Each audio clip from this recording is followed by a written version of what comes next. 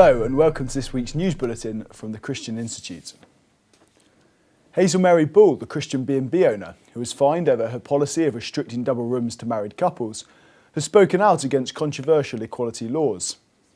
The comments were a response to an inquiry by a group of MPs and peers which found that Christians are facing genuine legal difficulties in Britain. Mrs Bull, who owns the Cornish Hotel with her husband Peter, said a head-on collision of lifestyles was at the heart of the issue. What happened here that day was a head-on collision of two lifestyles, and I would have thought that in this country, our democratic society is big enough to be able to encompass two different lifestyles. I don't want to see a return to the days of persecution and oppression that certain groups in our society suffered, but I would like to make sure that we're not going to exchange one lot of oppression for another. But an MP-led report is claiming that what happened to the Bulls was unfair and has called for changes to the law. The report concludes, the application of equality law often turns on quite subjective considerations. As the court judgments currently stand, sexual orientation takes precedence over belief. This is clearly unfair. Conservative MP Gary Streeter says the law needs tweaking.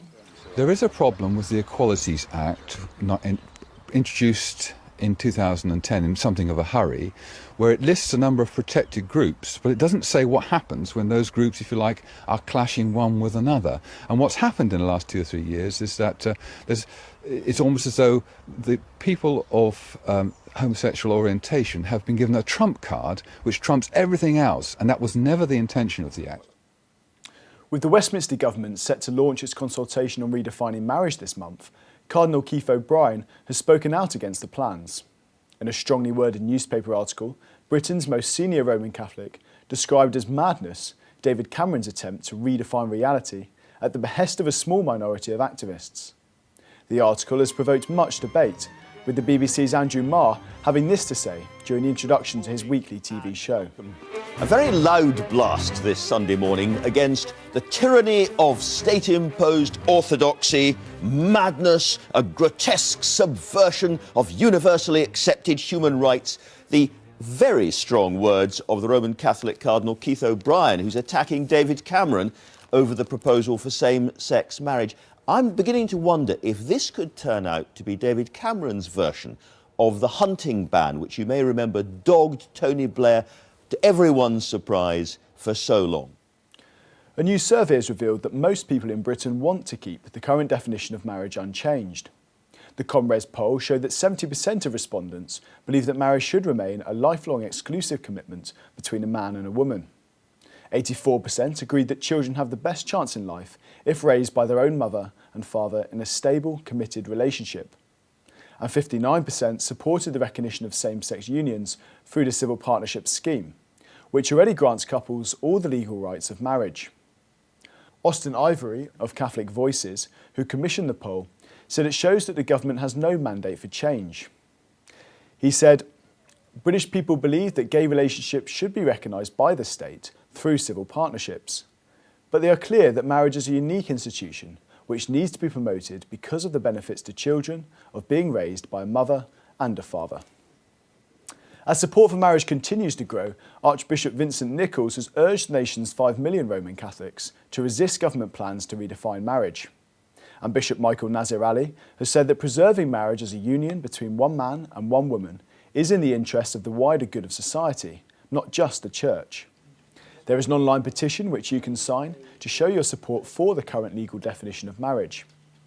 It is available on the Coalition for Marriage website at c4m.org.uk. The petition has now received over 120,000 signatures, and you can add your name by simply filling in this short online form. The petition is open to anyone over the age of 16 and a resident in the UK. Mobile euthanasia teams have been launched in Holland, where the terminally ill can be helped to die in their own homes free of charge. The scheme is aimed at those whose regular doctors are unable or refuse to help them die, and is run by the Dutch Association for a Voluntary End to Life. Legal guidelines state that the person must be incurably sick, be suffering unbearable pain, and have expressed the wish to die voluntarily, clearly and on several occasions. Edith Schippers, the Dutch health minister, said she was confident the new scheme would comply with the regulations. Holland became the first country to legalise euthanasia in 2002, but a safeguard means doctors cannot be forced to comply with patients' wishes.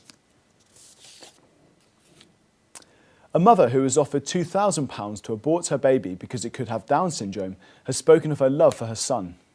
The money, which was rejected by mum Lisa Mackin, was offered by the child's father when he discovered that the child could have the condition. Lisa, whose son is now 2, said, "I love my baby and the thought that someone could put a price on his head was just disgusting. There is no amount of money in the world anyone could give me.